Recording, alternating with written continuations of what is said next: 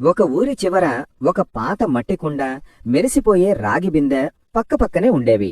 రాగి బిందె ఎప్పుడూ తన అందాన్ని చూసుకుని గర్వపడేది. నేను బంగారంలా ఎంతలా మెరిసిపోతున్నానో చూడు, నువ్వు మాత్రం నల్లగా అందవిహీనంగా ఉన్నావు, నీకు నా అంత విలువ లేదు అని కుండని ఎప్పుడూ హేళన చేసేది. మట్టికుండ మాత్రం చిరునవ్వుతో ఎవరి ప్రత్యేకత వారిదే మిత్రమా, గర్వం పనికిరాదు అని చెప్పి ఊరుకునేది. కొన్నాళ్లకు భయంకరమైన ఎండలు అంటే వేసవికాలం వచ్చాయి. ఎండవేడికి రాగిబిందె కూడా వేడెక్కిపోయింది. దానిలోని నీళ్లు తాగలేనంత వేడిగా మారాయి.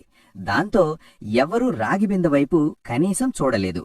కాని మట్టికుండ మాత్రం తన స్వభావంతో నీటిని చల్లగా ఉంచింది. దాహం వేసిన ప్రతి ఒక్కరూ మట్టికుండ దగ్గరికే వచ్చి ఆనందంగా నీళ్లు తాగారు. అప్పుడు రాగిబిందెకు అర్థమైంది, బయటి మెరుగు కంటే ఇతరులకు చేసే ఉపకారమే గొప్పదని.